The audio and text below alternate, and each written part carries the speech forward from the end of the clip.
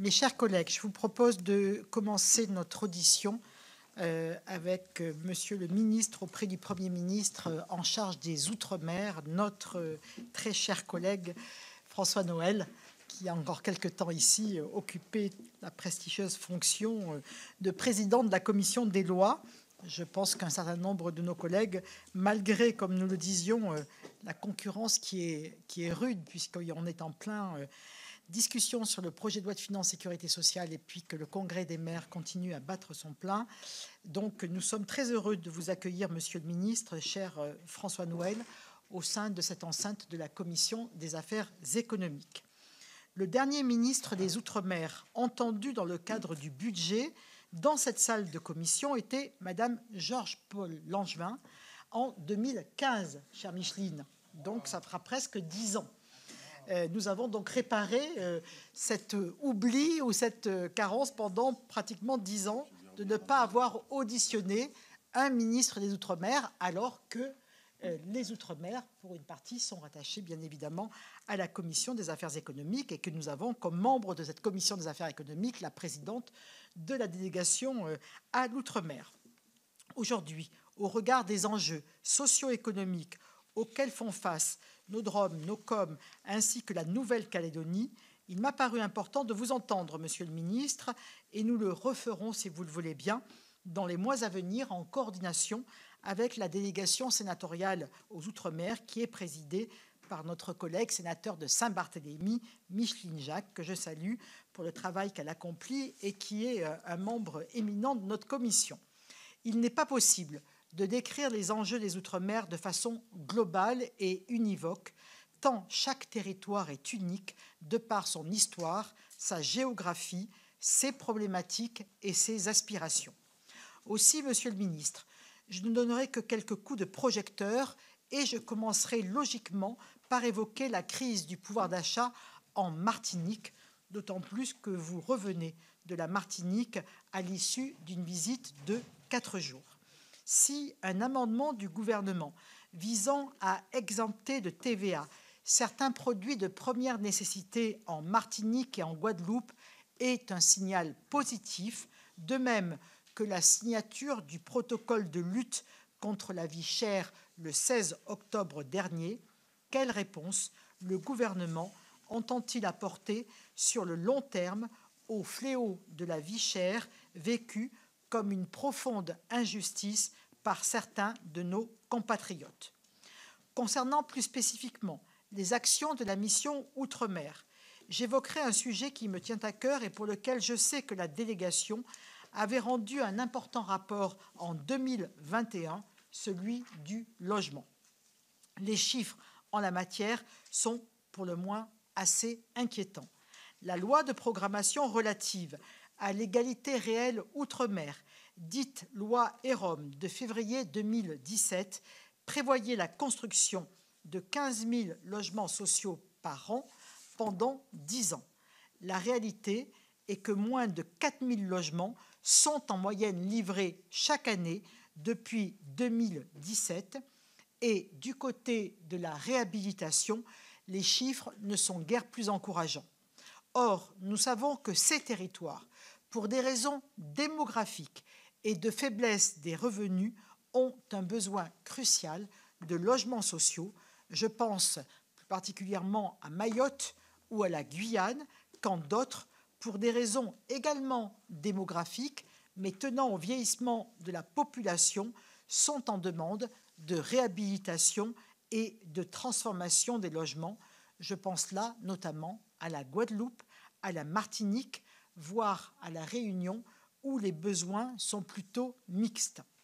Enfin, un autre sujet de préoccupation, Monsieur le ministre, concerne l'avenir du tissu économique ultramarin au moment où des dispositions du PLFSS, si elles venaient à figurer dans le texte final, font craindre un effet de boule de neige sur les entreprises ultramarines et où les crédits en loi de finances destinés à soutenir le pré-développement outre-mer qui soutient les besoins en fonds de roulement des entreprises affichent une baisse spectaculaire.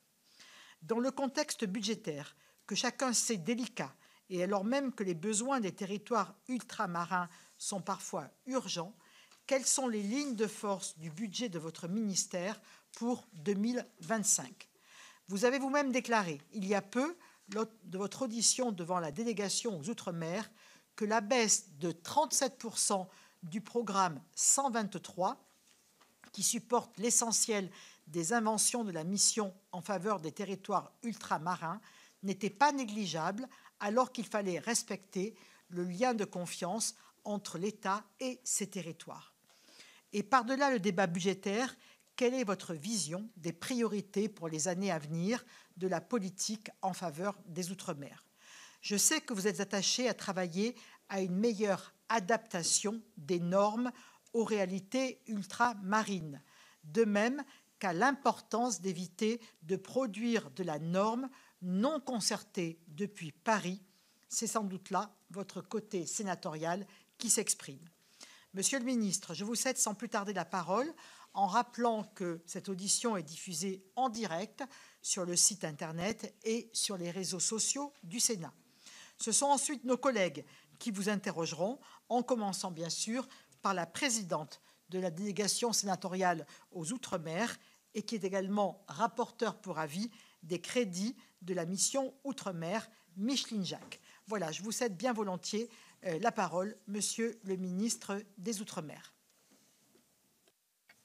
Merci beaucoup, Madame la Présidente, cher Dominique.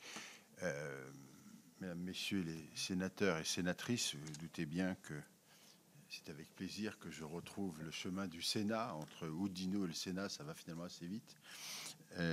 Et cette salle en particulier où j'ai parfois siégé. J'ai bien entendu les questions que vous posiez. Je vous propose que ma présentation prenne la forme d'une feuille de route, plutôt si elle n'est pas totalement aboutie, parce qu'elle continue évidemment de se construire, de manière à inclure en même temps une présentation des crédits de la mission Outre-mer.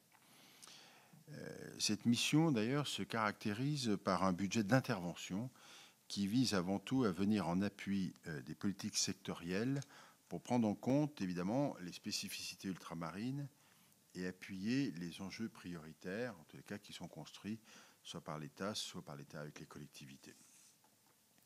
Vous l'avez dit, la politique du logement, le soutien aux collectivités territoriales, tant dans le portage de leurs projets structurants que dans le redressement de leurs finances, et les choses avancent, et encore dans le financement d'infrastructures essentielles, encore une réunion ce matin avec les maires de Guyane, constitue le cœur des politiques publiques auxquelles contribue la mission. Et en fait, c'est assez large.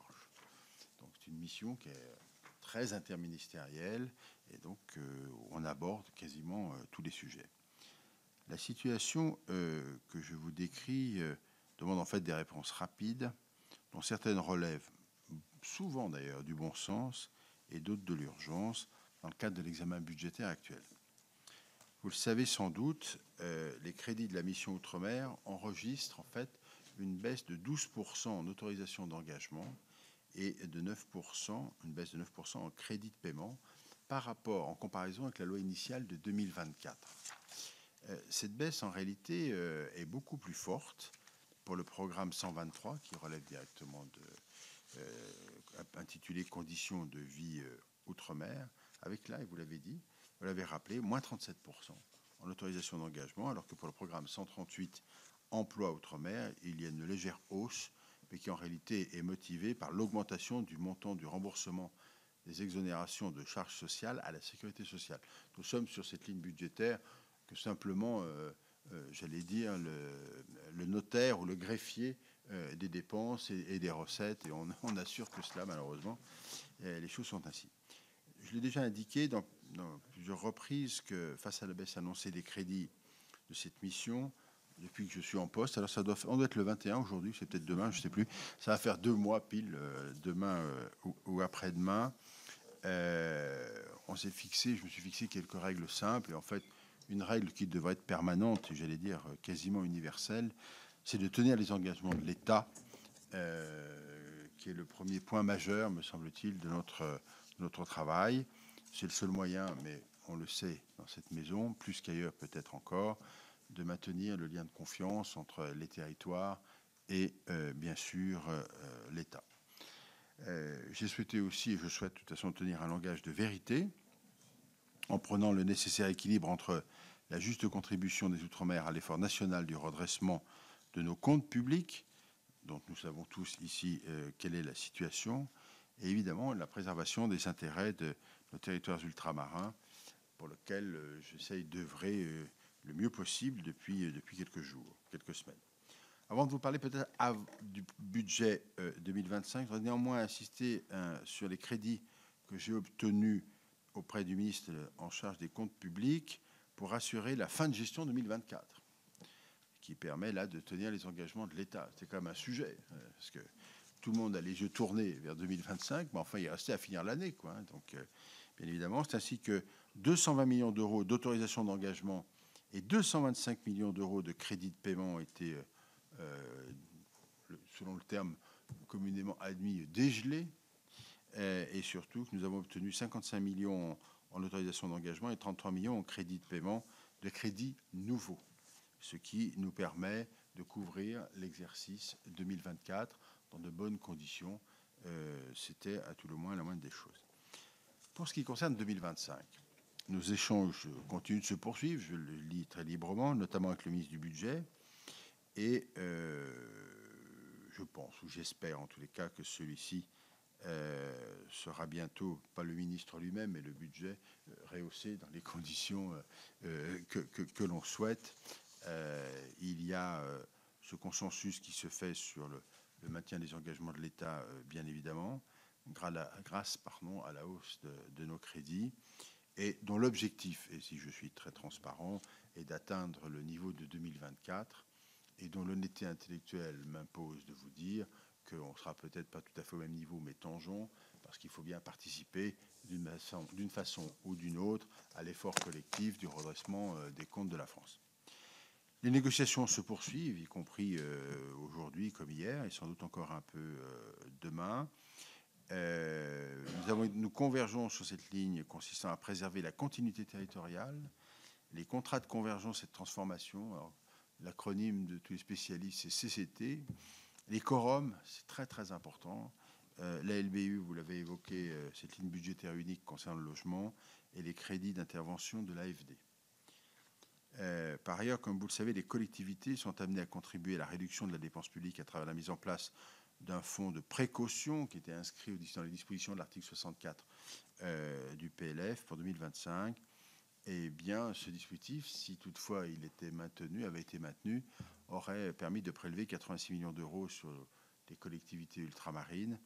Bon, on a réussi à obtenir, d'ailleurs avec un duo, si je puis dire, avec ma collègue en charge des collectivités locales, à ce que cette mesure ne s'applique pas à toutes les communes ultramarines. Je dis bien toutes les communes ultramarines, sans exception. Il nous reste en suspens 3 intercommunalités, en réalité, dont 2 sont à La Réunion, là pour lequel on n'a pas obtenu le gain que l'on souhaitait. Bon, je ne fais pas de surenchère, je ne suis pas sûr qu'on y arrive, pour être très franc. En revanche, les communes elles-mêmes seront toutes exonérées de ce prélèvement. Donc c'est quand même un point extrêmement important, parce que, je le redis, ça représente 86 millions d'euros quand même, pas négligeable. On a essayé aussi avec... je veux dire que les crédits obtenus doivent correspondre évidemment à la capacité. Alors, sur le principe, je voudrais redire que l'ensemble de ces crédits qui sont obtenus et qui seront au budget, y compris ceux qui peuvent arriver par la suite, doivent correspondre à la capacité des acteurs locaux à les dépenser dans de bonnes conditions. Ça peut paraître un peu bizarre que de dire ça, mais il n'empêche que nous avons constaté, pas de partout, disons les choses telles qu'elles sont, qu'il y a de l'argent. L'argent est là, mais il n'est pas dépensé en totalité, et donc on s'interroge parfois pour quelles raisons cet argent n'est-il pas utilisé et optimisé. En fait, ce qui apparaît, et notamment un point particulier sur les fonds européens, on a une difficulté avec la consommation des fonds européens. C'est-à-dire nos collègues ou les collectivités contractent des cofinancements européens qui leur sont accordés par l'Europe. Puis il y a un premier versement, puis on ne voit pas la suite, et puis on se demande pourquoi, parce que le dossier avance pas, et ainsi de suite. Donc on a quand même une question de fond. Je pense qu'en réalité, il faut vraiment travailler sur, à certains moments, l'accompagnement. Je dis bien l'accompagnement, parce qu'il n'est pas question de se substituer aux élus, évidemment, pour permettre, par une petite équipe technique un peu spécialisée, d'aller aider pendant quelques jours à leur demande à débloquer un dossier. Quand je dis débloquer un dossier, c'est souvent une procédure. Débloquer une procédure, trouver le moyen pour faire avancer le dispositif et arriver à optimiser cette consommation de crédit. Parce que le risque que l'on a, c'est qu'à force, on finisse par nous dire, écoutez, vous êtes bien gentil, mais l'argent public, il y en a besoin ailleurs, donc il est rare. Et donc, il faut qu'on soit très, très, très prudent là-dessus. Peut-être aborder quelques points d'une façon un peu plus générale, les directions qui sont les miennes. Alors, d'abord, on veut renforcer l'appui de l'État au développement des territoires et de la création de valeur. Ça, c'est très important. J'allais dire que les points d'appui au développement, c'est souvent un point important, mais la notion de création de valeur est un point substantiel également. Il faut à tout prix que nous arrivions à reconstruire avec nos territoires ultramarins, non pas que ça n'existe pas, mais plutôt à optimiser, voire à développer le développement économique, qui doit être une base absolue, créateur de richesses pour permettre de faire le reste et de continuer les autres politiques. Trop souvent, il y a des pépites dans nos territoires, vraiment des pépites. Et à côté, on a des pans entiers où on se dit, mais bon, on pourrait avancer, quoi. Et je pense en particulier à des sujets, puisque je reviens de Martinique, vous m'interrogez, Madame la Présidente, en matière agricole, il y a une capacité à retrouver une autosuffisance alimentaire supérieure à celle d'aujourd'hui, qui est de l'ordre de 20%. Et on peut progresser largement en Martinique. La question est de savoir comment on organise et comment on structure la filière agricole. Il y a des compétences, évidemment, ça ne pose pas de difficulté, et ça permettrait quand même de nous placer. Alors, je ne veux pas m'engager en disant dans 5 ans, on sera à tel niveau, dans 10 ans, on sera à tel niveau. Je trouve que c'est un peu c'est assez aléatoire. En revanche, c'est créer les conditions pour qu'on se mette sur une courbe ascendante et que les compatriotes martiniquais et d'autres, évidemment, à terme, puissent le faire. Ça, je pense que vraiment, c'est un sujet essentiel. Et ça, je crois beaucoup à ça. Alors peut-être que je voudrais insister sur le fait que les économies locales, l'investissement, évidemment, des collectivités est un moyen essentiel pour préparer l'avenir de nos outre-mer. J'y crois vraiment. Et réunir les conditions d'une croissance durable et notamment de créatrice d'emplois. Parce que le taux de chômage sont quand même très, très élevés sur l'ensemble de ces territoires, de nos territoires ultramarins.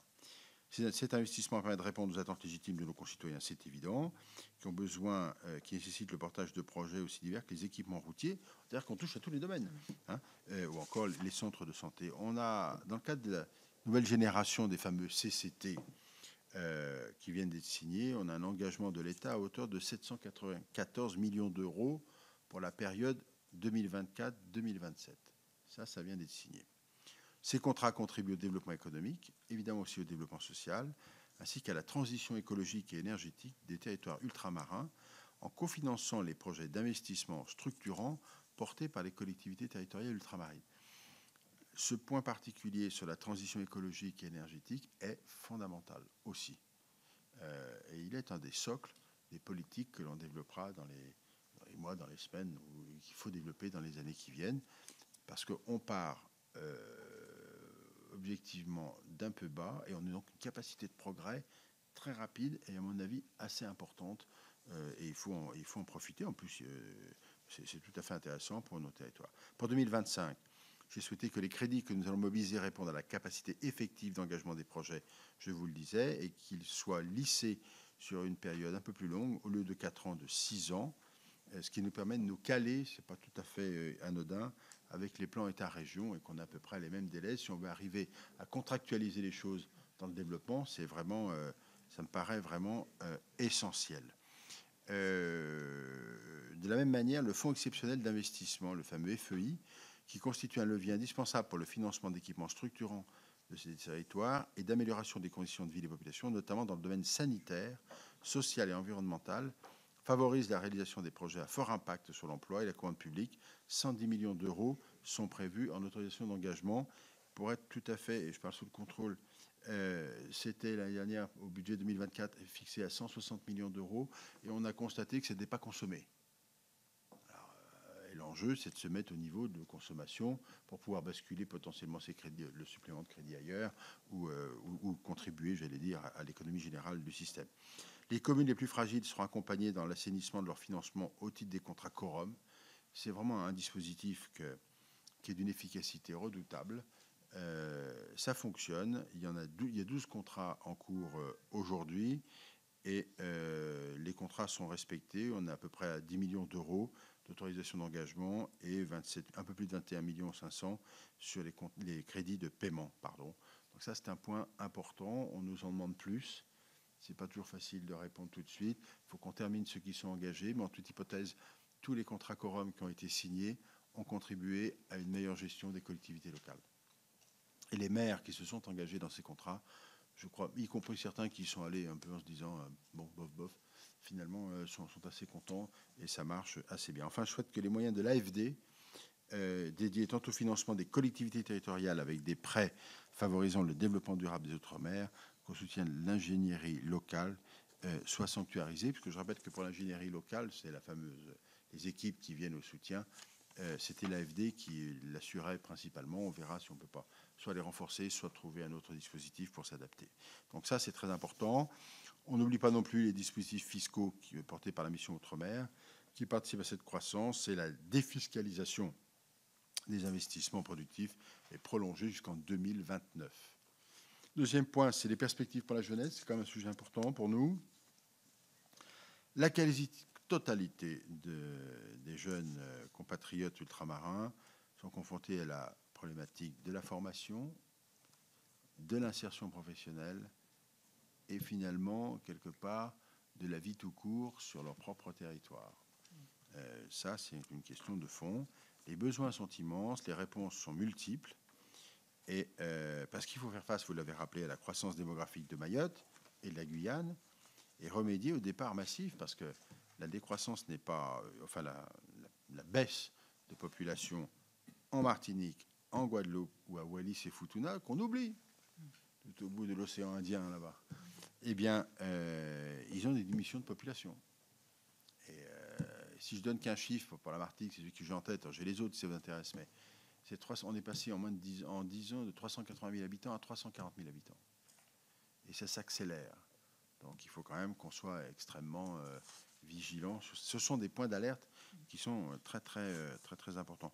Alors, pour répondre à la dynamique évidemment démographique de Mayotte et de la Guyane, on a 115 millions d'euros mobilisés en faveur de financement de projets de construction, de rénovation ou d'extension d'établissements scolaires qui sont déjà existants pour accueillir les élèves évidemment dans de bonnes conditions, singulièrement Mayotte en Guyane pour le second degré, en Nouvelle-Calédonie également. Et quand je parle de la Nouvelle-Calédonie, on en dira peut-être un mot tout à l'heure, c'est en dehors des bâtiments qui ont été détruits à l'occasion des événements du 13 mai dernier. C'est important.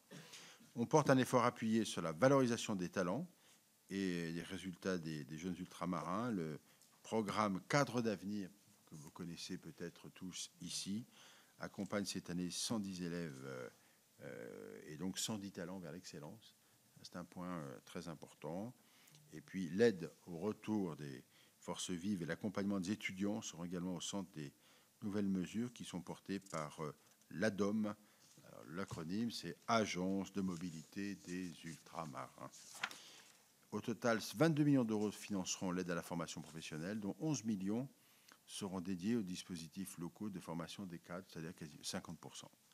Les moyens du service militaire adapté, qui n'existe d'ailleurs que dans nos territoires ultramarins, qui est historique, s'élèveront à 73 millions d'euros en autorisation d'engagement et 59 millions en crédit de paiement.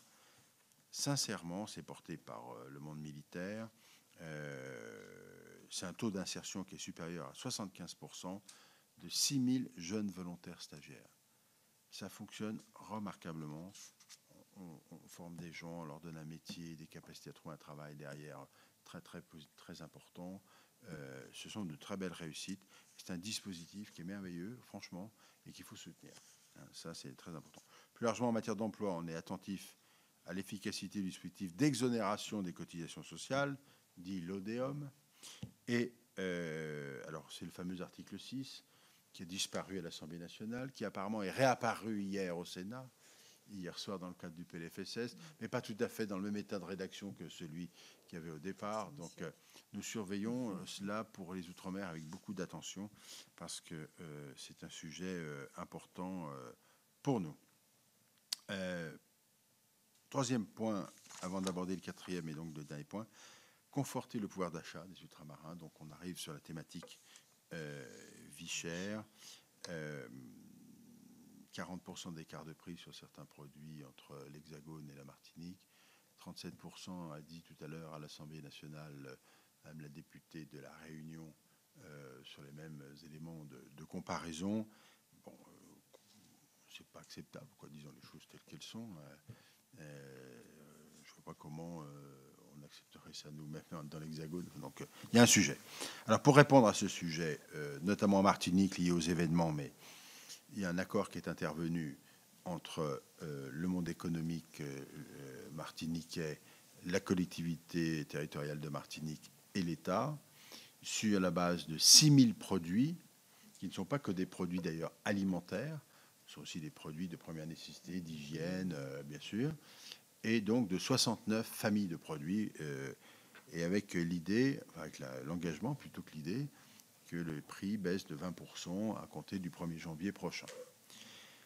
Donc la mécanique est en route, elle est en train de se construire, c'est un accord extrêmement essentiel. Les conditions de son adaptation à d'autres DROM doivent être étudiées, car cette dynamique est basée sur la synergie des efforts de chacun, et donc c'est quand même une orientation qui est assez positive.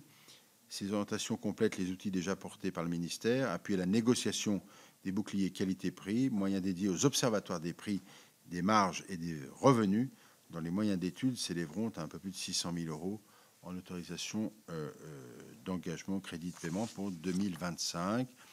Évidemment, ce montant sera revu pour tenir les engagements pris au profit de l'OPMR des Antilles. En même temps qu'on discute, qu'on trouve un accord, il faut qu'on contrôle les prix. Parce qu'il faut faire attention sur l'effet d'aubaine pour compenser sur d'autres prix et puis augmenter d'autres produits de façon suffisamment importante pour essayer de compenser les efforts qui sont faits dans l'accord. Ça, c'est pas possible. C'est pas possible. C'est pas souhaitable. Donc, il faut qu'on soit très vigilant, d'où le rôle donné à l'OPMR des Antilles pour d'ores et déjà faire un état des prix actuels, pour qu'on puisse comparer ensuite, après la mise en œuvre des moins de 20%, s'il n'y a pas eu des effets d'aubaine qui se sont mis en place. Ça, c'est vraiment... Sinon, tous les efforts qui sont faits sont vains, et c'est quand même pas l'objectif.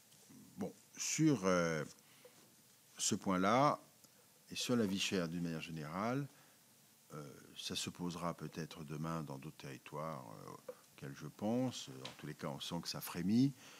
Et moi, je trouve qu'on est régulièrement confronté, quand je dis on, c'est collectivement, à des crises de cette nature. Il faut qu'on arrive à poser les choses sur la table, à voir ce qu'on a, pour le coup, la vérité des prix, la vérité des situations. Il y a des choses qui sont dites qui sont vraies, il y en a d'autres qui sont fausses, il y a sans doute des ajustements à faire, et donc on va organiser très vite maintenant ce qu'on appelle un audino de la vie chère, qui va nous permettre de collationner un peu toutes les études qui existent déjà. Il y a un travail qui est engagé au Sénat par la présidente Micheline Jacques et la délégation aux Outre-mer sur ce point-là. Donc on va être amené à travailler à un moment ou à un autre ensemble pour converger et essayer de trouver une solution qui, si elle n'est pas parfaite, au tout le moins, soit en capacité de nous donner des éléments objectifs et tenter de faire baisser cette différence de prix qui, même si elle ne sera pas tout à fait égale ou jamais égale, ne peut pas être de cette différence-là aussi importante. Quatrième point, Madame la Présidente, améliorer les conditions de vie du quotidien et le logement. Je sais que c'est un sujet que vous maîtrisez parfaitement, pour ne pas dire excellemment. Les crédits inscrits à la ligne budgétaire s'élèvent à 260 millions d'euros en autorisation d'engagement, 184 millions d'euros en crédit de paiement. Et c'est vrai qu'on est à moins de 32 millions d'euros en AE par rapport à 2024. En fait, cette diminution de crédit ne remet en question ni le niveau d'intervention de l'État, ni la dynamique engagée depuis plusieurs années en matière de soutien à la construction et à la réhabilitation. Elle permet simplement de bien se caler sur la réalité des choses. Cette dynamique a notamment permis le financement de la construction et de la réhabilitation en 2024 de 8 500 logements. On est quand même en deçà des objectifs qui se sont fixés. Alors, afin d'accélérer la construction et la réhabilitation de plus de logements, au-delà même de la ligne budgétaire unique, des dispositifs fiscaux spécifiques existent. TVA réduite, qui est inférieure à l'Hexagone, crédit d'impôt notamment. Ça permet de porter les adaptations nécessaires au territoire ultramarin. Le déploiement de cet éventail de mesures ne se traduit cependant pas par l'augmentation du nombre de logements financés, car les opérations coûtent plus cher, en raison notamment de l'augmentation des coûts des matériaux, de la rareté du foncier aménagé et du nombre important des opérations de réhabilitation en cœur de ville, qui par essence sont plus onéreuses. En fait, la difficulté que nous avons, c'est que c'est pas qu'il n'y a pas de volonté de construire, mais c'est qu'il y a toujours un obstacle qui vient se mettre là au milieu. C'est soit le foncier, parce que ça peut être le foncier, mais c'est pas toujours le foncier. C'est aussi la norme supplémentaire, le niveau de vérification des étapes de contrôle avec les règles que l'on se fixe parfois nous-mêmes ou qui dépendent de l'Europe, mais c'est aussi l'augmentation des prix des matériaux, notamment sur la période post-Covid. On a une augmentation des matériaux, une conséquence de quoi, évidemment, les projets ne retrouvent plus l'équilibre budgétaire qui était prévu au départ et on se trouve en difficulté. Il faut donc que l'on travaille. Et une des pistes, notamment, de maîtrise des coûts des matériaux et de faciliter l'importation de produits en provenance des États proches, voisins de chacun de nos territoires ultramarins. On n'est pas obligé de faire venir du bout du Rhône, par exemple, pour vexer personne, des matériaux à Papeete ou à Fort-de-France ou ailleurs. On pourrait bien imaginer que chacun des territoires puisse commercer quand même avec son environnement, qui devrait nous permettre de gagner des prix, un niveau de prix là-dessus. On a obtenu d'ailleurs des institutions européennes la possibilité de nous affranchir de la marque communauté européenne avec un nouveau marquage qui s'appelle RUP, région ultra périphérique. C'est pas très heureux, je trouve, comme nom, mais bon, c'est comme ça. Pour les produits du BTP. Par ailleurs, je suis assez convaincu que l'action conjointe de l'ensemble des parties prenantes, dont les collectivités et les bailleurs, doit permettre d'innover, associer de nouveaux partenaires, trouver des solutions moins coûteuses sans doute. D'ici le début de l'année prochaine, le plan logement Outre-mer 3 permettra de fixer les priorités de cette action commune et une stratégie pour y répondre. S'agissant de la continuité territoriale, qui constitue évidemment un enjeu majeur d'équité et de solidarité à l'égard de nos compatriotes ultramarins, le nombre de ces bénéficiaires a quasiment doublé entre 2018 et 2023. On passe, pour vous donner un nombre précis, de 38 879 personnes aidées en 2018 à 78 810. Et du fait du relèvement du seuil de ressources, c'est tout, comme je le disais tout à l'heure, on a les assurances que tous ces moyens seront maintenus.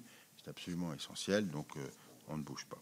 Je veille aussi à ce que les crédits dédiés au plan chlordécone et sargasses, qui sont tenus dans du programme 662, soient maintenus à un niveau. Je dois dire que ça fonctionne, et ça fonctionne plutôt bien. On est à peu près à mi-étape, mais ça fonctionne plutôt bien. Alors, si je peux porter un témoignage personnel, quand on était allé avec la commission des lois dans une autre époque et dans d'autres fonctions, vous avez eu la gentillesse de rappeler tout à l'heure, en 2023, je ne dis pas de bêtises, oui, 2023, on avait constaté quand même les difficultés, mais les choses ont fortement progressé. Le traitement de ces sujets-là, sont notamment les sargasses, parce que le chlordécone, c'est un peu plus ancien, fonctionne très très bien. Au-delà des crédits du ministère chargé des Outre-mer, de nombreuses missions portent sur les enjeux politiques publics déployés dans nos territoires. Il sera important, dans le cadre du débat parlementaire, d'y apporter une attention particulière, que ce soit de façon à être à la hauteur des enjeux qui sont les nôtres. Je pense notamment à Mayotte, au regard de la situation spécifique. Il y a des travaux pour assurer sa convergence économique et sociale avec les dispositifs nationaux à un rythme qui est assez adapté. Pour tout vous dire, on est dans une enveloppe de l'ordre de 100 millions d'euros qui, pour tout vous dire, va atterrir dans un budget, peut-être le nôtre, peut-être celui des collectivités locales, mais en tous les cas, il doit atterrir d'une façon ou d'une autre. Il n'y a pas d'autre solution. Il faut qu'il arrive parce que c'est très très important pour nos compatriotes mahorais et mahoraises, bien sûr. La reconstruction de la Nouvelle-Calédonie. Je rentrerai un peu dans le détail si vous le souhaitez. Les crédits d'urgence dédiés à ces deux territoires feront l'objet d'un traitement budgétaire spécifique. Enfin voilà, je vais terminer rapidement parce que j'étais un peu long, je regarde ma montre, pour vous dire que tout ça au mois de mars, il y aura un comité interministériel des Outre-mer, le fameux SIOM. L'objectif là, c'est de revisiter celui de 2023 sans tout remettre en cause parce qu'il y a des choses qui fonctionnent. Pas question, peut-être de réajuster un certain nombre de choses autour de 4 thèmes qui me paraissent importants. La création de valeur, je vous le disais en début de propos, la jeunesse et l'insertion professionnelle, la transition écologique et ses filières de décarbonation, l'énergie et le transport, et l'accès aux services publics, logement, santé et l'eau. On n'a pas évoqué la problématique de l'eau, mais c'est tout de même extrêmement prégnant. La Guadeloupe avance, mais ce que vit la Guyane aujourd'hui, avec l'assèchement du Maroni lié aux évolutions des conditions climatiques, est absolument fondamental également. L'objectif et les 3 grands sujets qu'on va tenir, la souveraineté de nos territoires, ça c'est vraiment c'est vraiment stratégique. L'économie bleue, qui est évidemment un thème majeur, et le pouvoir d'achat, je vous en ai déjà parlé. Voilà, Madame la Présidente, je vais conclure en vous disant que s'il y a 15 ans que le ministre des Outre-mer, 10 ans, pardon, 2015, pardon, n'est pas venu devant la Commission des affaires économiques du Sénat, j'espère avoir remédié autant que faire se peut sur ce point-là, mais ça prouve aussi quelque chose. Ça démontre aussi quelque chose, c'est le fait que nous avons collectivement besoin de mieux faire connaître nos Outre-mer, non pas aux ultramarins, qui le connaissent par cœur évidemment, mais à nos collègues de l'Hexagone. Alors c'est un lieu commun que de le dire, parce que tout le monde dit la même chose depuis des années. Les Outre-mer sont une chance pour nous, c'est vrai. Pour les Outre-mer, la France, je crois, est une chance aussi. Mais vraiment, il faut que tout le monde en ait parfaitement conscience. Et nous avons besoin, puisque je suis dans la commission des affaires économiques, que l'on travaille étroitement au développement économique de nos territoires ultramarins. Il y en a 13, en réalité 12, parce qu'on compte les TAF, ne sont pas habités, mais tous, sans exception, ont des filières économiques extrêmement développées, extrêmement stratégiques, et ça marche. Bon, on a une petite difficulté pour la Nouvelle-Calédonie aujourd'hui avec le nickel, mais tout ça va revenir. Et tous, à côté, ont un potentiel de développement sur le sujet de l'économie bleue, sur le sujet environnemental ou sur l'agriculture ou d'autres sujets à voir avec des valeurs ajoutées qui peuvent être importantes, qu'il faut travailler, préparer et qu'il faut accompagner. C'est ce qui permettra, je n'ai pas trouvé de système plus... Je crois que pas grand monde d'ailleurs n'a trouvé de système qui soit plus vertueux, que la création de richesses par l'économie nourrit ensuite les politiques publiques possibles et le développement des territoires. Attention à la fragilité de nos Outre-mer, attention aux baisses de population qui traduisent un malaise,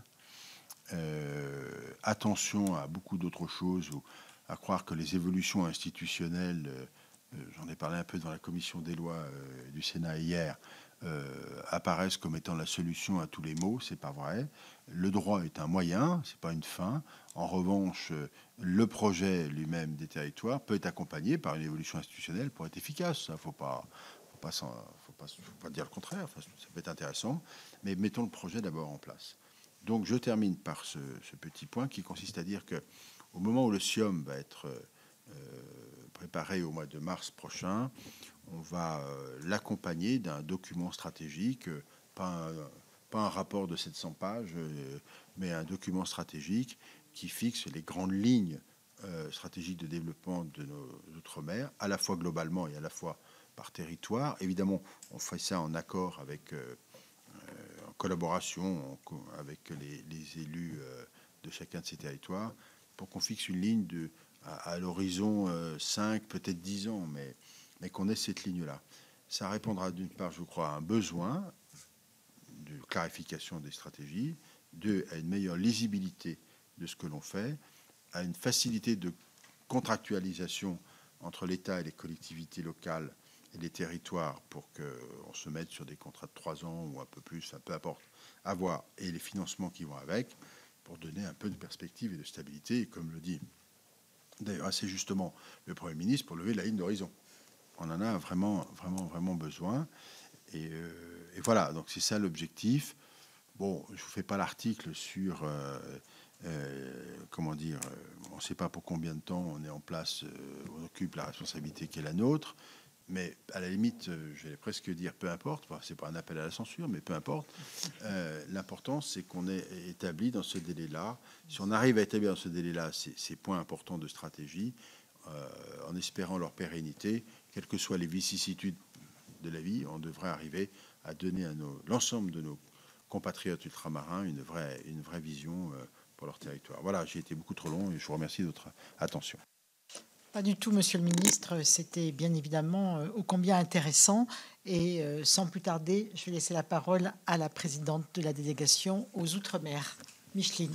Merci, Madame la Présidente, Monsieur le Ministre, mes chers collègues. Madame la Présidente, permettez-moi de vous remercier pour la confiance que vous m'accordez. Elle m'honore et m'oblige. Si vous permettez, dans un premier temps, je ferai un point très rapide sur les crédits de la mission que je représente, que je rapporte devant cette commission, et puis un tout petit dernier point sur ce qu'a évoqué le ministre au niveau de l'Union européenne et des crédits Union européenne. Donc déjà, les crédits de la mission Outre-mer sont cette année, comme pour beaucoup de missions budgétaires, en baisse. Il s'agit d'un budget pour 2025 que chaque sait difficile, mais même si je ne me réjouis pas forcément des baisses annoncées, je reste déterminée, Monsieur le Ministre, à soutenir votre action et notamment vos demandes pour réévaluer à la hausse certains crédits budgétaires. À ce titre, je souhaite évoquer la continuité territoriale. Comme vous l'avez dit, c'est un sujet important pour les territoires ultramarins. Et en la matière, je considère, et comme vous l'avez affirmé, et devant les maires ultramarins et tout à l'heure dans votre propos liminaire, la baisse des crédits de près de 14 millions d'euros est, me semble-t-il, compatible avec le respect des engagements de l'État pris à l'occasion du comité interministériel de l'Outre-mer en 2023 et dont la concrétisation a débuté à l'occasion du PLF pour 2024. Donc, première question simple, soutiendrez-vous l'amendement que j'entends déposer pour corriger le tir? Vous pouvez également compter sur mon plein soutien pour établir les crédits de l'ADOM, bras armé de la réforme de la continuité territoriale, et qui pourrait connaître un effondrement de ses dotations de près de 40% si le budget restait en l'état. L'autre sujet sur lequel j'aimerais vous entendre, et vous en avez parlé à l'occasion de votre audition du 7 novembre par la délégation sénatoriale aux Outre-mer, concerne le marquage RUP. Le 10 avril 2024, le Parlement européen a ouvert la voie à la possibilité pour nos territoires de s'approvisionner en matériaux locaux mieux adaptés à nos besoins et souvent moins onéreux. C'est un levier d'amélioration du rythme des constructions de logements et qui ne coûte pas un centime à l'État. J'aurais aimé que vous réitériez devant notre commission votre engagement à faire aboutir dans les meilleurs délais ce dossier qui a été mis en lumière par la délégation dès 2017 dans le cadre de ses travaux sur le BTP. Et enfin, vous avez évoqué tout à l'heure les difficultés d'utilisation des fonds européens. Il est vrai que si l'Europe finance à hauteur de 75 voire 80% certains projets, malheureusement, les collectivités n'ont pas forcément les moyens d'apporter les 20% à 25% complémentaires. Donc, je compte soutenir un amendement qui permettrait d'exonérer les territoires de la taxe générale sur les activités polluantes, qui représente à peu près une recette entre 30 à 35 millions d'euros, mais qui permettrait à ces collectivités justement de mobiliser ces fonds pour pouvoir développer des activités, des dispositifs qui sont aussi donc génératrices d'emplois et qui permettraient de revaloriser les déchets, parce qu'actuellement beaucoup de déchets valorisables sont malheureusement enterrés. Voilà un peu le tour des questions et je voulais savoir quel était votre avis sur cette proposition. Merci, Monsieur le ministre. Alors, Monsieur le ministre, je vous propose de répondre d'ores et déjà à la présidente et puis ensuite on ouvrira les questions à l'ensemble des commissaires. La présidente Micheline Jacques, une question évidemment pertinente. Et je vais donc essayer de vous répondre sur celle-ci. Peut-être rappeler préalablement qu'en matière de développement de nos outre-mer, il existe un dispositif de prêt spécifique qui est porté par BPI France et qui est valable évidemment dans tous les territoires. Il est habituellement financé d'ailleurs au programme 131 de la mission Outre-mer. Le montant prévu au PLF en 2025 est tout à fait insuffisant pour nous. Tout à fait insuffisant parce qu'il est de 2,4 millions simplement en crédit de paiement. Et là, je suis favorable à l'augmentation de ces crédits, je vais y arriver. Et donc, on a besoin de votre appui là-dessus. Ce sera absolument nécessaire. Les autres dispositifs de la BPI sont financés par le programme du ministère de l'économie, mais pour ce qui nous concerne, nous, toute aide parlementaire sera bienvenue. Sans en dire plus, mais chacun aura compris ce que je veux dire sur ce point. Sur la continuité territoriale, bon, c'est un enjeu extrêmement fort, on l'a évoqué tout à l'heure. C'est vrai que ces dernières années, cette aide, elle a été élargie et elle permet de prendre en charge désormais les frais. Je vous en donner quelques chiffres parce que c'est toujours utile.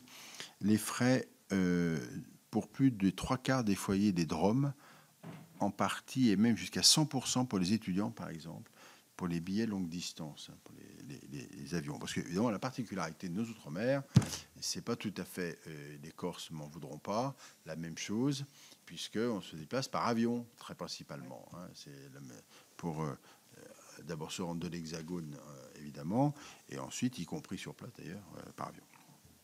Le nom des bénéficiaires, je voulais rappeler, on en fait une action prioritaire pour 2025. Les moyens alloués sont maintenus. S'il devait y avoir une augmentation des billets, on compenserait. Évidemment, ça c'est prévu dans notre budget. On compense pour tous ceux qui sont bénéficiaires du dispositif, c'est-à-dire quasiment les 3/4 des foyers des DROM, ce qui n'est pas négligeable. Et ça, c'est vraiment très important. La ligne budgétaire en 2024 était à 63 millions d'euros, pardon. Je dis pas de bêtises. Non, 76 millions d'euros en 2024. Elle n'est pour l'instant qu'à 63 millions d'euros dans le budget 25. Évidemment, si on peut rééquilibrer encore, c'est bien. Donc, je vous dis les choses telles que je le sens. Je ne rentre pas dans le détail des différentes TVA qui s'impliquent, parce que le système est assez complexe. Non pas que vous ne comprendriez pas, mais je préfère un tableau pour expliquer les choses. Je n'ai pas de slide, c'est beaucoup plus simple. Voilà, pour ça. Pour les RUP, alors, Madame la Présidente, vous le savez, c'est important, ce marquage. Pour tout vous dire, on est un peu dans l'attente de la désignation du commissaire européen qui va bientôt être désigné, c'est prêt, qui sera en charge. Normalement, on nous avait indiqué, enfin le Premier ministre nous a indiqué que ce serait mi-décembre, ça va arriver assez vite. Comment ? Oui, c'est ça, donc c'est ce qu'on nous dit. Donc dès qu'on connaît la personnalité à qui le mandat est donné, on se précipite dans son bureau pour aller plaider ce dossier-là et d'autres pour que les financements européens et l'aide européenne soient bien... Enfin, plutôt qu'on explique bien à l'Europe que nos territoires ultramarins ont besoin aussi de financements européens, même si c'est déjà le cas, mais qu'il y a des particularités que l'on souhaite. Donc vraiment, oui, on est très, très engagé sur ce point. Quant aux collectivités, la question que vous m'aviez... Voilà, c'est la TGAP. Ça, c'est un sujet qui est qu'on peut regarder. Il est actuellement en discussion. Pas en discussion, c'est pas en discussion, c'est en... Je cherche le terme exact. En évaluation, voilà, exactement, des différents critères. Et si on peut avancer, on avancera volontiers. En tous les cas, si vous avez, Madame la Présidente, une initiative, on la regardera avec intérêt. Alors, nous allons passer... Il y avait quelque chose à préciser? Non, c'est bon. C'est ce que je viens de dire. Donc, on va passer aux questions. Alors, comme il n'y a pas énormément de questions de la part de nos collègues, on va pouvoir les prendre deux par deux et on vous proposera, Monsieur le Ministre, d'y répondre. Et on va commencer par notre collègue Frédéric Buval. Merci, Madame la Présidente. Madame la Présidente, j'ai cru voir devant moi un avocat de la Martinique quand vous avez fait votre préambule sur les conséquences de la vie chère et puis des autres points que vous avez soulignés. Merci de votre connaissance du dossier antillais. Donc, Madame la Ministre, Monsieur le Ministre, mes chers collègues, vous vous en doutez certainement, mais ma question porte sur la situation en Martinique et plus précisément sur les mesures envisagées par le gouvernement pour une sortie de crise rapide. Monsieur le ministre, votre venue récente en Martinique vous a permis d'appréhender les défis, mais aussi les extraordinaires potentialités de développement de l'économie en Martinique. Et elles sont nombreuses. Les mobilisations contre la vie chère sont les révélateurs de plusieurs dysfonctionnements résultant de notre histoire commune, mais également de la sous-capitalisation de nos entreprises, qui sont à 90% des PME, et de la sous-dotation systémique des collectivités territoriales, qui sont les véritables moteurs de l'investissement local. À cet égard, les perspectives budgétaires nationales inquiètent la Martinique, tant sur les moyens qui seront mobilisés par l'État pour faciliter la reconstruction des entreprises, des équipements qui ont été détruits lors des manifestations contre la vie chère, que sur le maintien des niveaux d'investissement qui avaient été accordés par le précédent gouvernement.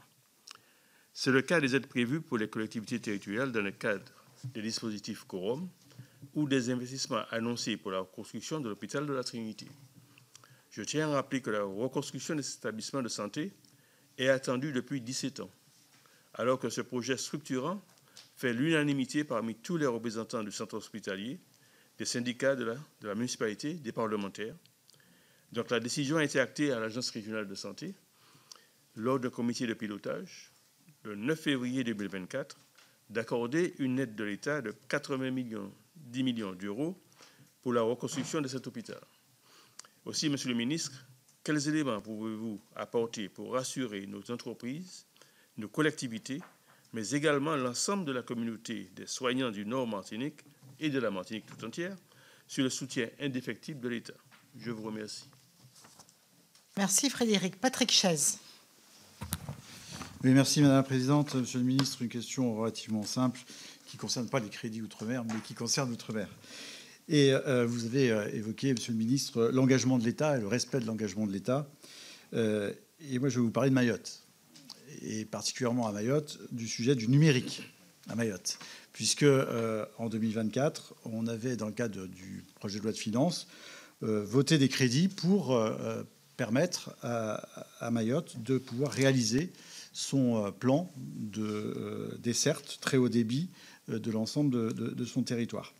Par décret de février 2024, maintenant bien connu, et souvent cité, les crédits ont été retirés.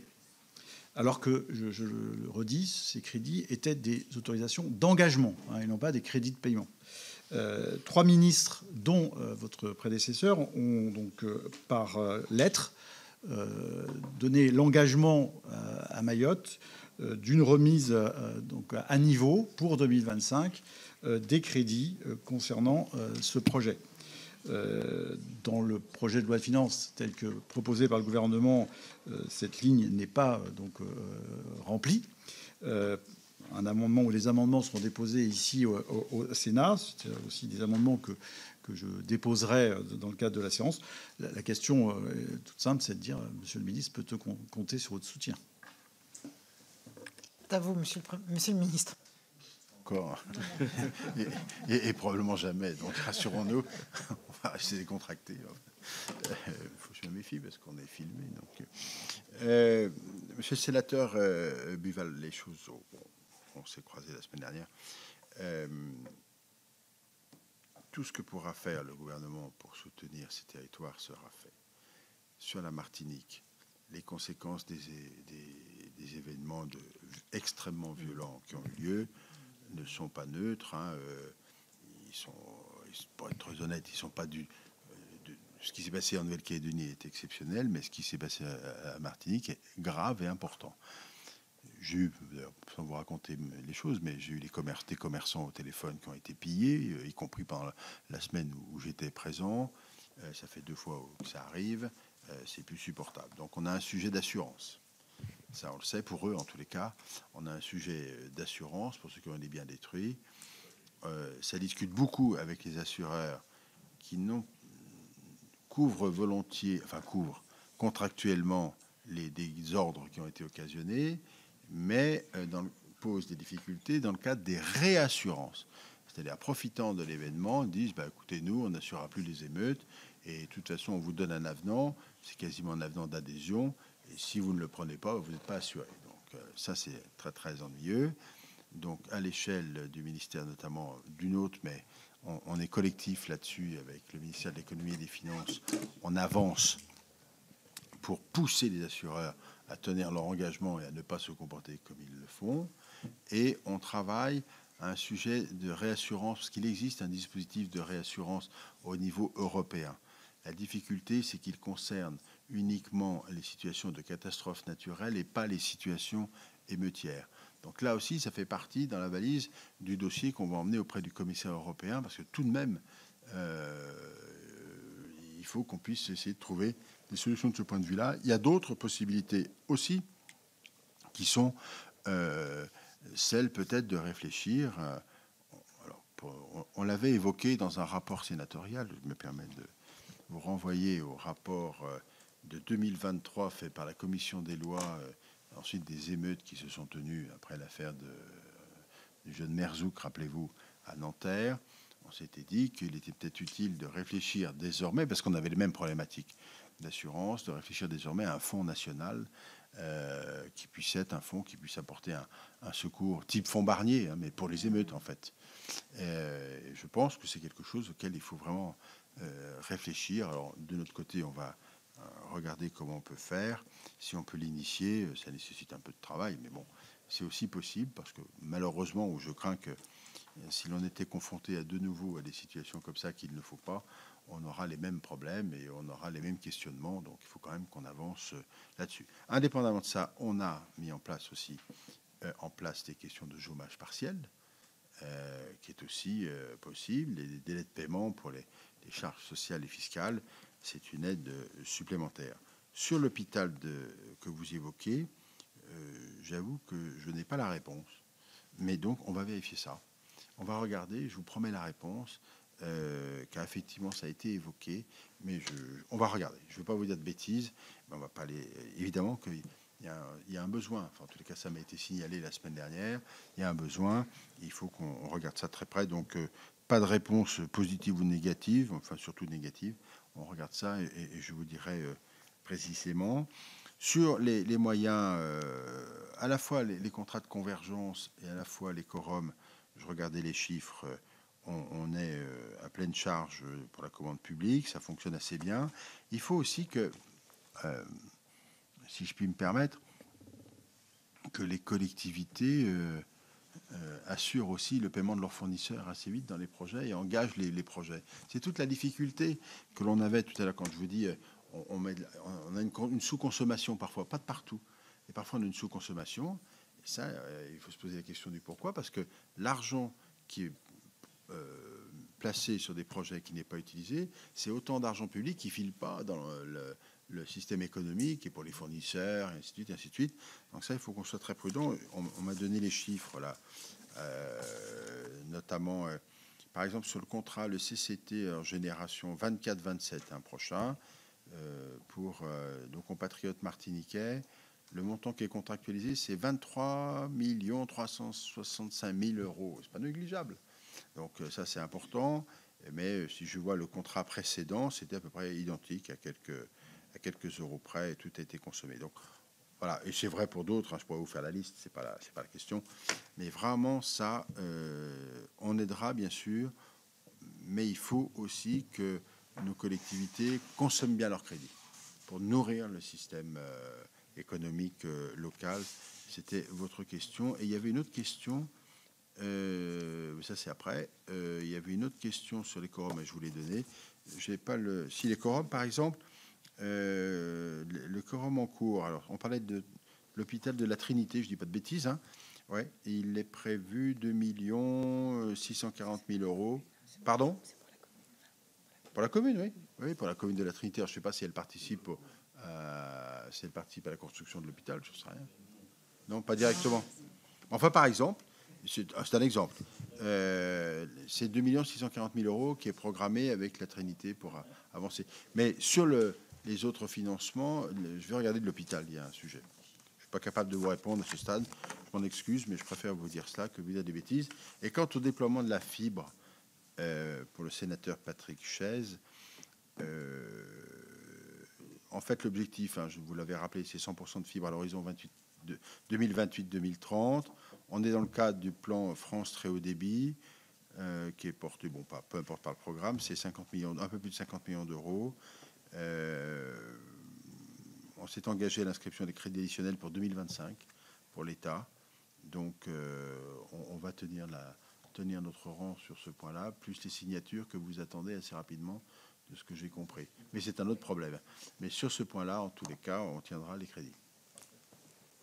Ça aussi, ça fait partie... Pardon, je m'excuse, Madame la Présidente. C'est le développement de la fibre sur nos territoires. Ça fait partie des sujets absolument fondamentaux, comme la gestion de l'eau, comme tout le reste. Hein, c'est absolument essentiel. Merci, Monsieur le Ministre. Nous continuons avec une question, une intervention de Fabien Gay. Fabien. Oui, merci Madame la Présidente.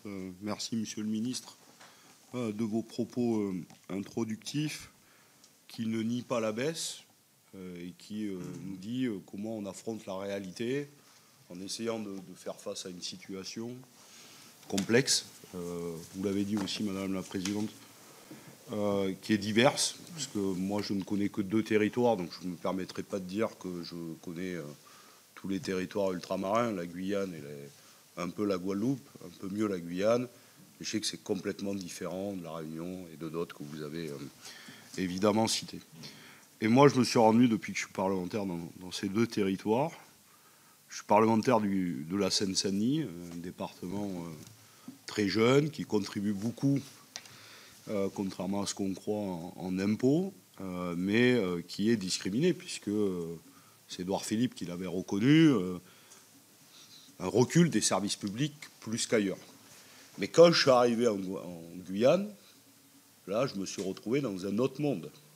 Je le dis, voilà, et donc je trouve qu'il y a des similarités entre ce que nous, on vit souvent en banlieue, dans les territoires ultramarins, mais aussi dans des territoires ruraux. Et moi, je pense que des fois, on essaie de nous affronter les uns avec les autres, alors qu'en réalité, j'aime pas trop l'abandon des services publics, parce que c'est pas réel, mais en tout cas, un recul des services publics qui se vivent différemment dans ces territoires, mais avec les mêmes effets pour la population.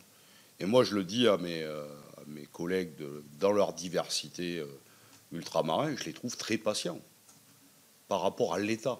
Pas vous, personnellement, vous venez d'arriver, c'est 40 ans, donc on y a tous contribué, gauche et droite. Donc, voilà, mais je les trouve très patients. Moi, je serais sénateur de ces départements, je montrerai au créneau très activement. Non, mais, je veux dire, 10 000 enfants qui ne sont pas scolarisés en... Ah oui, je suis calme. Mais nous, on est obligé de parler un peu fort en Seine-Saint-Denis pour se faire entendre. Mais non, mais là, sérieusement, 10 000 enfants pas scolarisés. Maripasoula, la plus grande ville des territoires, qui n'est pas reliée. L'accès à l'eau, vous l'avez évoqué, 30% de la population en Guadeloupe qui n'a pas accès à l'eau potable. Non, mais je veux dire, on est dans des choses hors normes, qu'y compris tant qu'on n'a pas été là-bas, on n'arrive pas à mesurer. Voilà, et tout est comme ça. La question du logement, moi j'ai passé 7 jours avec les Amérindiens à Saint-Laurent-du-Maroni, sur la question de la Montagne d'Or à l'époque. Waouh, waouh. Là, vous revenez, bon, on se plaint, toujours. Enfin, pendant quelques semaines, on relativise un peu. Je dois bien vous l'avouer. Donc, moi, ma question, c'est, je pense on devrait arriver, alors, en dehors là du débat budgétaire contraint, ok, tout ça, mettons ça de côté 30 secondes. Je pense qu'à un moment donné, toutes et tous, on devrait se dire, là, il faut un plan d'urgence, de rattrapage d'un certain nombre de questions pour tout un tas de territoires. Et je pense que pour rentrer dans des politiques publiques régaliennes à terme, il faut un plan de rattrapage sur tout un tas de questions. Je ne sais, je vais vous le dire, je ne sais pas combien de milliards c'est. Et je pense que c'est plusieurs milliards, peut-être plusieurs dizaines de milliards pour l'ensemble des territoires ultramarins. Sinon, on n'y arrivera pas. Bon, on va mettre, et je ne dis pas votre bonne volonté, enfin un pansement sur une jambe de bois, sur tout un tas de questions. Deuxième chose, je pense que vous avez raison, tout n'est pas une question de moyens. Parce que par exemple, sur la construction, là, on discutait, quand je me suis rendu 3 fois sur place, en disant, mais on a des crédits, mais on n'arrive pas à les dépenser, on n'arrive pas à les utiliser en vérité. Donc ça contredit ce que je viens de dire, hein, vous voyez bien. Mais en disant, on a des lignes de crédit ouvertes pour le tribunal, en fait, on n'a pas les matériaux, pas les boîtes, pas le savoir-faire. Donc en fait, on peut envoyer de la ligne de crédit sur tout un tas de questions, on ne sait pas faire. Donc là aussi, je pense qu'il faut, et vous avez raison, il y a des choses aberrantes où on est obligé, vous avez pris votre territoire tout à l'heure, venir commander à Lyon pour amener de l'autre côté du monde, que là on est à côté du Brésil et on leur empêche. Bon, il y a des choses aberrantes comme ça, là pareil. Il faudrait que peut-être qu'on se mette tous ensemble et se dire que sur un certain nombre de choses réglementaires, fasse évoluer. Je sais que c'est long, parce que les règles européennes, machin, etc., vous serez partis, et il y aura déjà 3 autres ministres. Je ne vous le souhaite pas le plus rapidement possible, c'est pas ce que je dis. Mais je pense qu'on en serait encore. Enfin, j'ai juste une question. Sur la Guyane, il y avait un amendement qui était passé, de façon à peu près transpartisane, qu'on va redéposer, puisque avec le non-vote de la première partie, évidemment, il n'a pas été retenu. C'est sur les 20 000 hectares pour la SAFER en Guyane.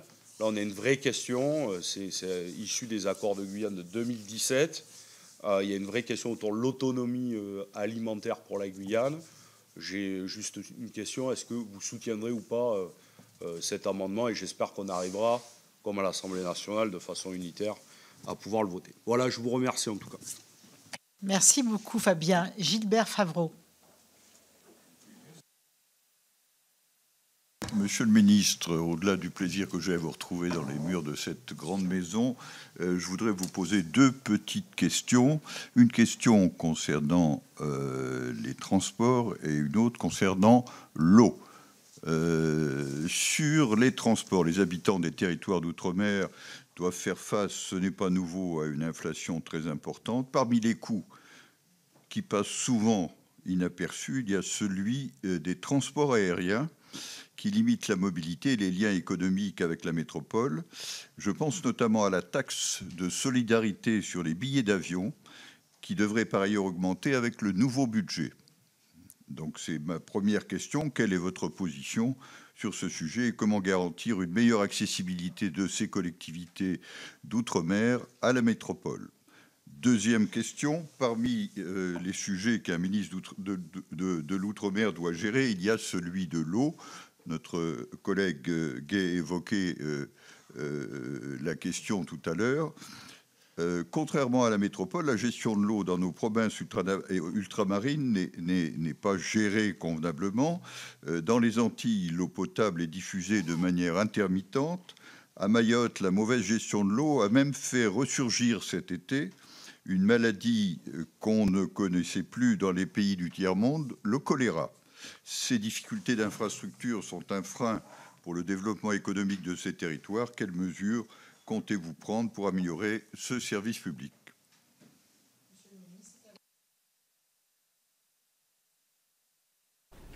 Merci, monsieur le sénateur Favreau.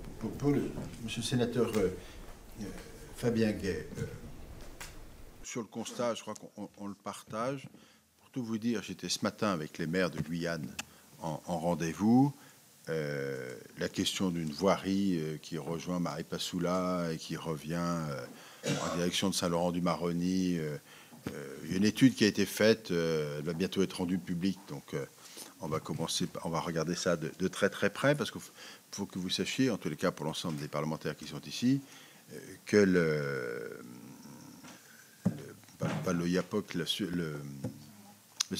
Maroni, pardon, le fleuve du Maroni, est à sec. Il y a une sécheresse extrêmement importante et que de ce fait, comme beaucoup de voyages physiques comme de transport de produits se font par le fleuve, eh bien évidemment l'alternative routière n'existe pas, ou en tous les cas est en très mauvais état, et que nous avons dû déclencher le plan Orsec pour pouvoir ravitailler en eau, en gasoil, en tout ce qu'on veut, par voie aérienne. Donc c'est une situation extrêmement préoccupante. La situation des équipements publics, je pense en particulier à Saint-Laurent-du-Maroni, sur la préfecture, il y a beaucoup de sujets de cette nature, où il y a un besoin de travaux très importants. Donc c'est vrai que on ne comprend pas, il faut dire les choses comme elles sont. Donc on a besoin, c'est la raison pour laquelle je souhaite qu'on ait cette stratégie de contractualiser qui permette à chaque fois de bien fixer les lignes et de mettre les crédits qui vont en face, et ensuite de bien travailler à la consommation des crédits. Vous l'avez rappelé, mais je le redis, contrairement un peu à ce qu'on peut imaginer, c'est pas toujours l'argent qui manque. C'est parfois la volonté d'un tel, parfois le blocage de telles normes, parfois une procédure trop longue. Et c'est ça, il faut à tout prix commencer par débloquer ça. Et là, on gagnera du temps et on gagnera de l'efficacité à coût, à coût zéro en fait. Mais vraiment, c'est absolument stratégique parce qu'on ne peut pas avoir, à certains égards, parfois de tels retards, même si par ailleurs, il y a des choses qui fonctionnent très très bien. Il y a des aménagements merveilleux, tout ça fonctionne. Quand même, il y a des moments où on se pose des questions. C'est un peu la réflexion de celui qui découvre à certains égards, hein. Mais c'est quand même ça. Et quand on est parlementaire ou quand on est au gouvernement, on s'étonne de ce type de situation. Donc on va essayer d'y remédier. C'est pour ça que le temps de votre serviteur n'a pas beaucoup d'importance, mais la méthode et la perspective qu'il faut fixer dans les outils de gestion, j'allais dire, hein, de la part de l'État avec les collectivités, doivent être absolument clarifiées, et qu'on soit vraiment tout à fait au top. Alors sur la SAFER, il y a un effort, on est en cours de transfert de foncier, me dit-on. Donc je vous réponds, parce qu'on me l'a soufflé, parce que je n'avais pas la réponse immédiate, mais on est en cours de transfert de terrain, et il est prévu, alors là, les informations arrivent, il est prévu un amorçage sur 3 ans, 250 000 euros par an. Bon, donc écoutez, c'est au moins une réponse concrète, non pas que je la découvre en même temps que vous, mais on me la rappelle et je me permets de vous le dire, hein. Donc ça c'est très très bien.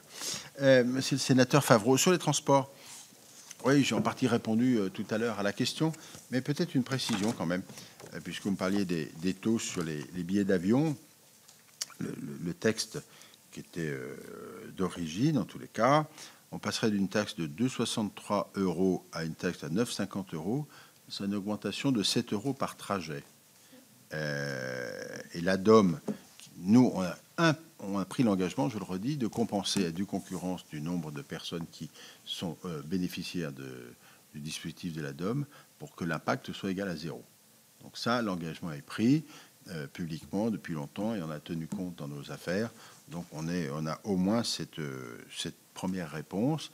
Après, la discussion peut porter d'une façon générale, mais ça nécessite d'autres débats et d'autres analyses. Et puis ensuite sur l'eau. Alors l'eau, vous avez des raisons différentes. Mayotte, c'est un problème de retenue collinaire. La Guadeloupe, on a un sujet de gestion.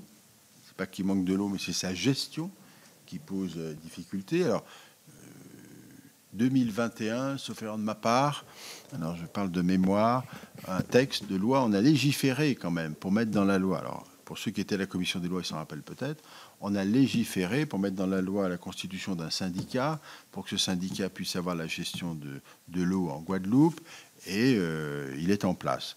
Donc des choses avancées, je passe l'histoire. J'ai rencontré le président qui vient d'être élu de ce syndicat lundi ou mardi, je ne me souviens plus, cette semaine en tous les cas. Ils sont déterminés à avancer, donc ça progresse. On va y arriver. Donc là aussi, c'est la même chose. C'est beaucoup de rigueur dans la mise en œuvre de cette gestion de flot, de cette gestion de l'eau. Il y a une question de renouvellement et de reconstruction du réseau. Il y a une perte d'eau dans les réseaux actuels qui est en grande difficulté. Donc c'est un sujet. Et si on prend l'eau, par exemple, est-ce que c'est bien en Guyane que l'on m'a dit ça? Oui. ce matin, la problématique de l'eau en Guyane, c'est à La Réunion, pardon, je dis une bêtise, à La Réunion. C'est le fait que le terrain bouge et donc coupe les réseaux. Donc il faut aussi traiter les problèmes géologiques. Donc à chaque territoire sa spécificité, à chaque territoire son bonheur, mais à chaque territoire sa complexité. Donc on essaye de trouver des solutions. Mais c'est fondamental. La semaine dernière en Martinique, qu'est-ce qu'on me dit? On dit on a parfois 26 jours de coupure d'eau. Enfin, je défie l'un d'entre nous ici accepter ça dans l'Hexagone. J'en vois pas accepter ça. Donc on a des sujets fondamentaux comme ceci sur lesquels il faut porter des efforts. Non pas qu'il ne l'ait pas été parce que les choses avancent, mais il faut aller plus vite maintenant. On a les outils, il faut aller beaucoup plus vite. C'est les politiques prioritaires. Alors j'en reviens du coup à la question du sénateur Fabien Gay. Il faut un peu une sorte de plan Marshall. Le budget des Outre-mer, c'est un peu moins de 25 milliards d'euros. Nous, on gère au ministère 15%. Pour donner un chiffre, les transferts financiers de l'État à la Nouvelle-Calédonie, en dehors de toute crise, c'est 1,7 milliard. On va essayer de regarder un peu ça pour tout le monde, mais je suis assez d'accord que, je ne sais pas sous quelle forme il faut le présenter, mais en tous les cas, il y a une stratégie à mettre en place. C'est un peu celle que je vous propose, que je n'appelle pas plan Marshall, mais vraiment, il faut mettre tout ça en ordre de marche, quoi. Et avec une détermination folle. Cette détermination, je le redis, puis j'en terminerai par là, elle est certes financière, mais il y a beaucoup de choses qui se font. Il y a beaucoup d'effets de levier qu'on peut avoir, hein. Prenez l'exemple, Madame la Présidente, je pense à nouveau à la Martinique, qui a un projet de développement de son port à Fort-de-France, qui est engagé d'ailleurs, hein.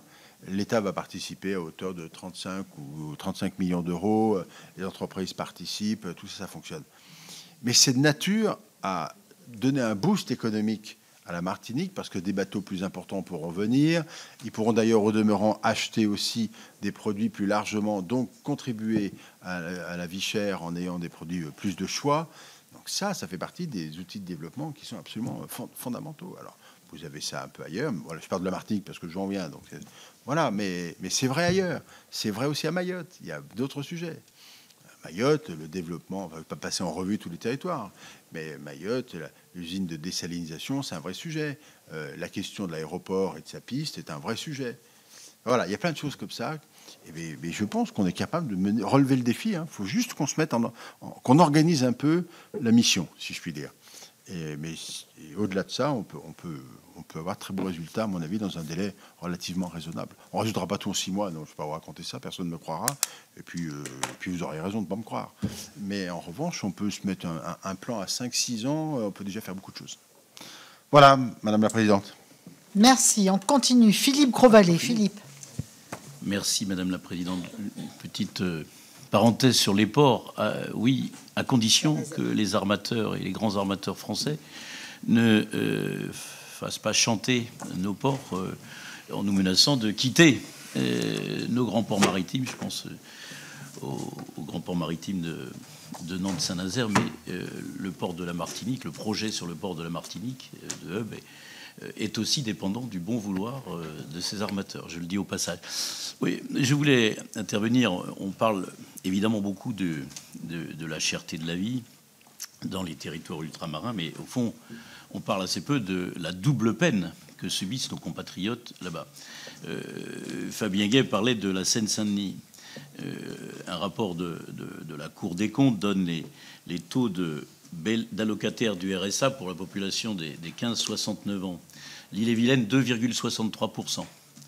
La Seine-Saint-Denis, 8,63%. La Martinique, 15,29%. Et la Réunion, 19,59%. Je passe sur les taux de chômage qui sont à peu près du même ordre, un peu inférieurs. Si on ajoute à cela que, par exemple, à la Martinique, que je connais mieux, 41% des familles sont des foyers monoparentaux, on a là tous les indicateurs qui auraient dû, déjà depuis longtemps, et ce n'est pas de votre responsabilité, nous alerter sur les risques majeurs d'explosion sociale.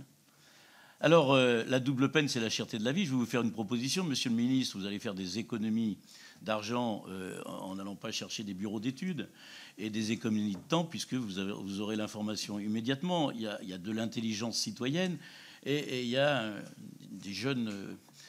GIC qui a construit un site internet qui s'appelle Kiprix, qui compare près de 12 000 produits en direct.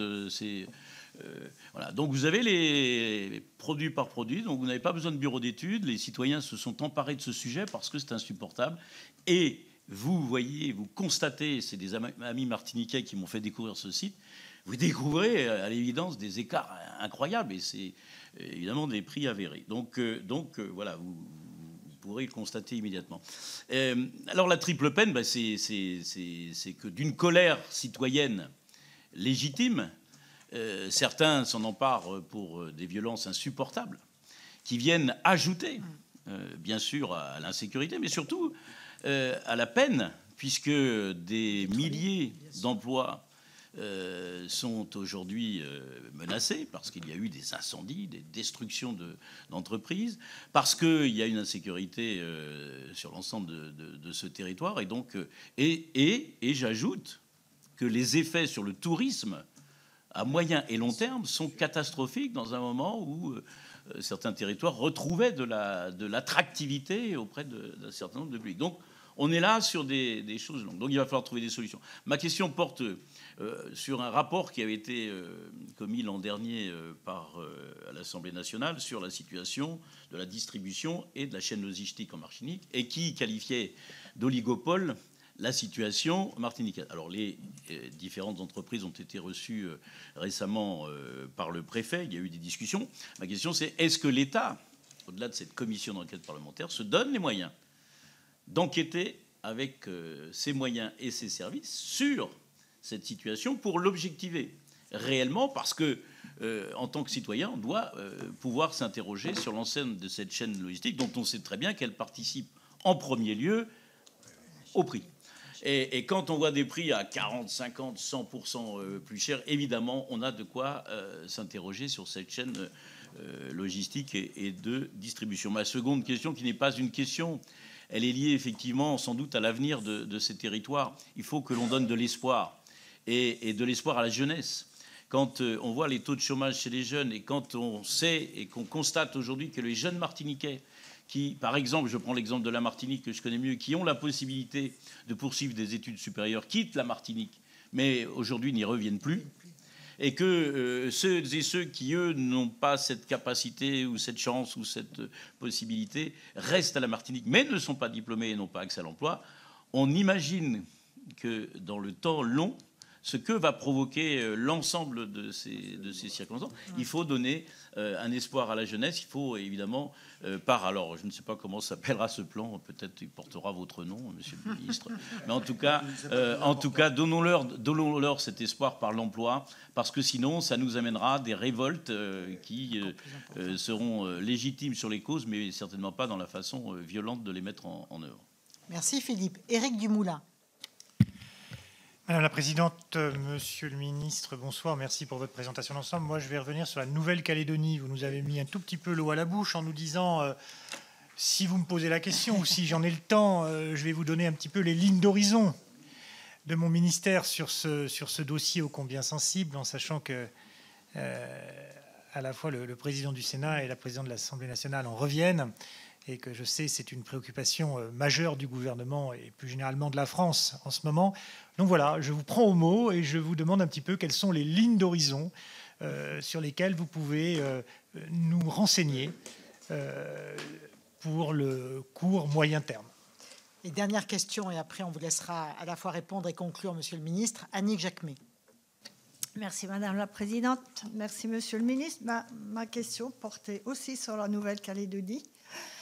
Et les événements, depuis le mois de mai, j'y suis particulièrement sensible parce que ma fille habite là-bas depuis 10 ans. Elle en revient, elle quitte, elle arrive samedi. Mon gendre est déjà revenu fin août. Mais malgré tout, j'ai été alimentée tous les jours depuis le mois de mai par des informations sur tous les événements. Et voilà, ma question est la même. Donc, on a vu toutes ces entreprises pillées, incendiées, détruites. On parle de 925 000 personnes au chômage du jour au lendemain. C'est comme si en France, on avait plus de 6 millions de chômeurs d'un seul coup. L'hôpital se vide, les médecins, le personnel soignant s'en vont. 2 blocs opératoires ont déjà fermé.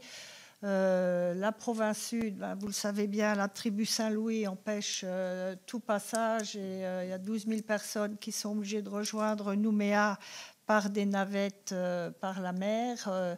On parle bientôt de manifestations contre la faim, hein, c'est ce qu'ils disent.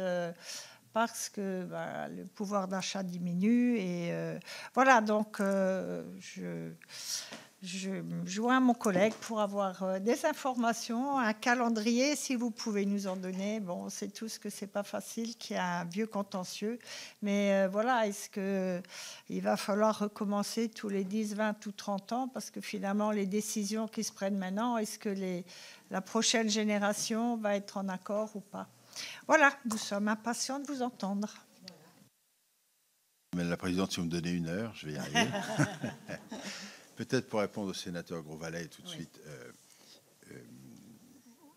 Sur le principe, un constat et peut-être un début de réponse.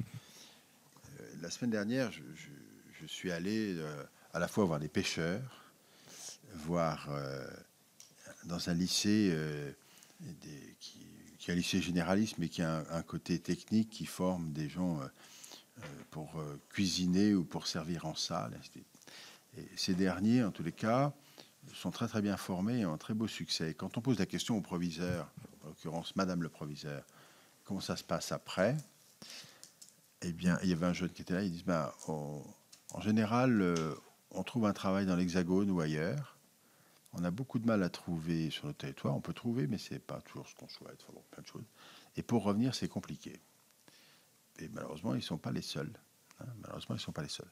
Donc, tout l'enjeu pour nos Outre-mer, c'est que les jeunes qui sont formés dans les lycées ou dans les centres de formation professionnelle soient en capacité de trouver un travail en Martinique, en Guadeloupe, en Polynésie, où ils veulent, pour pouvoir faire leur vie, s'ils ont envie de le faire, là-bas, chez eux. Mais il faut aussi permettre la possibilité d'aller où ils veulent, dans le monde entier, dans l'Hexagone s'ils le souhaitent, et surtout de pouvoir y revenir pour trouver un poste à la hauteur des qualifications qui sont les leurs. Alors, tout ne fonctionne pas mal. Il faut quand même relativiser les choses. Hein. Faut pas, les élus, ils travaillent là-bas, ils font des choses. Hein. Et donc, ça peut marcher. Mais il faut qu'on soit très... Et le risque, donc la conséquence directement, c'est que nous avons une perte de population qui apparaît, qui continue. Donc, c'est toute l'idée de la relance du développement économique pour générer des capacités d'embauche, des capacités d'emploi sur place, des filières sur place, et ainsi de suite. L'agriculture est un exemple qu'on a évoqué ensemble la semaine dernière avec le sénateur Béva. Voilà, on est dedans. Buval, pardon. On est dedans. C'est vraiment ça la stratégie.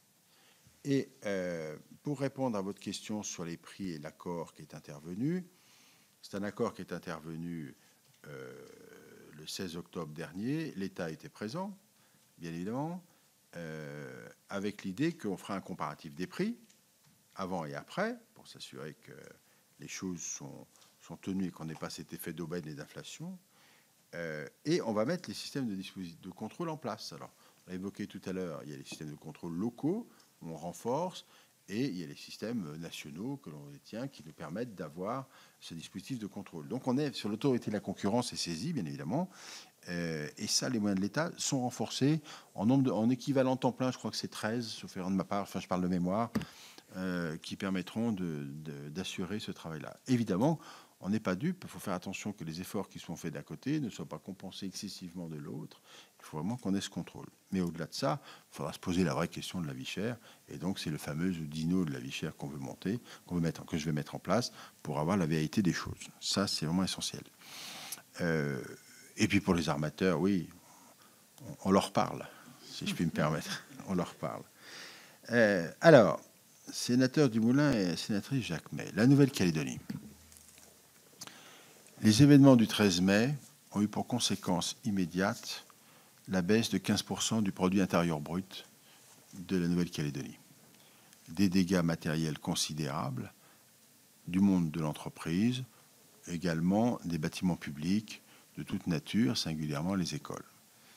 On est au bord de la, j'ose pas dire du chaos, mais pas loin. Beaucoup de compatriotes ont décidé de partir, notamment le domaine médical, pour aller soit en Nouvelle-Zélande, soit en Australie, soit revenir dans l'Hexagone. D'autres ont décidé, se posent la question de savoir, une fois qu'ils auront reçu leur indemnité pour les émeutes concernant leurs entreprises, s'ils reconstruisent sur place ou si ils s'en vont, ils vont s'installer ailleurs, ils reviennent. Mais certains se posent la question quand même de savoir s'ils ne vont pas y retourner. Quand même, tout n'est pas perdu. Alors qu'est-ce qu'on a fait là-dessus? Deux choses. D'abord, l'État a mobilisé immédiatement, à partir du mois d'août, sauf erreur de ma part, 400 millions d'euros pour aider tout de suite le monde économique et les collectivités. Moi, j'y suis allé au mois d'octobre. On a augmenté de 250... rappelez-moi, vous avez le chiffre là? Ah voilà, c'est ça, je l'ai retrouvé. On a 400 millions d'euros et 250 millions d'euros, donc j'étais pas loin, de soutien aux collectivités locales, avec, en prolongeant le chômage partiel qui devait s'arrêter à fin octobre jusqu'à la fin du mois de décembre. Et puis, vous parliez des navettes maritimes, on a aidé la province sud à financer ces navettes maritimes à hauteur de 4 millions d'euros. Quelle est la situation? Pour 2025, on en dira un mois après. Quelle est la situation aujourd'hui? Les choses se sont apaisées, ça reste tendu, mais les choses se sont apaisées.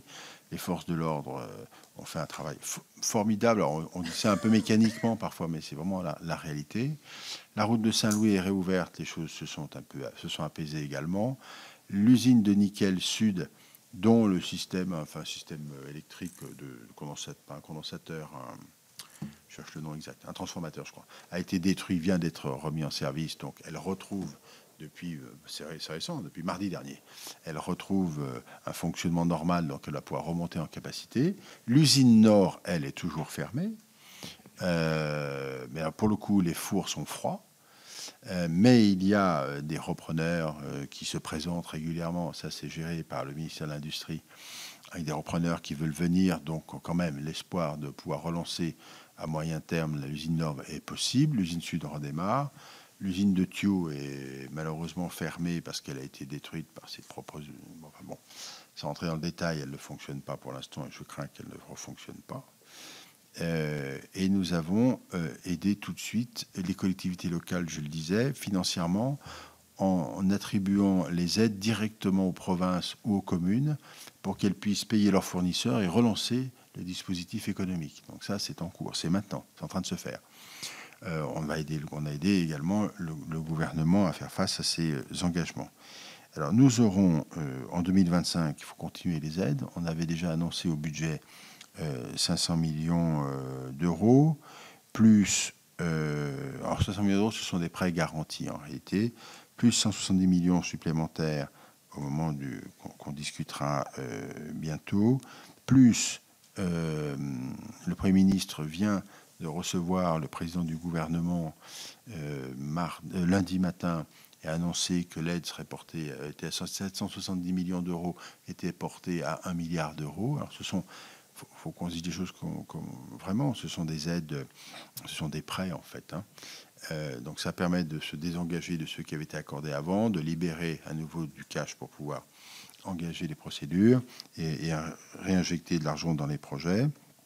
Plus une circulaire que j'avais moi-même signée à Nouméa quand j'y étais sur la reconstruction des bâtiments publics, avec financement à 100% de la reconstruction des bâtiments scolaires pour 2025, et pour la partie 2024, c'est 70% pour les bâtiments publics et 100% pour les bâtiments scolaires, sauf erreur de ma part.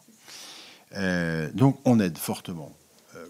Est-ce qu'on va s'arrêter là? La question n'était pas tellement de s'arrêter là sur l'aide, on a bien conscience que ça va prendre plusieurs années, mais de s'inscrire dans une logique contractuelle avec le gouvernement de Nouvelle-Calédonie et le Congrès, qui consiste à dire on met en place un plan de redressement, comme je l'ai dit sur le reste, sur 3 ans. Le Congrès porte un projet qui s'appelle P2R, qui est un projet de redressement de la Nouvelle-Calédonie sur 3 ans, avec lui-même portant en son sein ses propres réformes institutionnelles à lui, enfin de fonctionnement, notamment fiscales, mais pas seulement.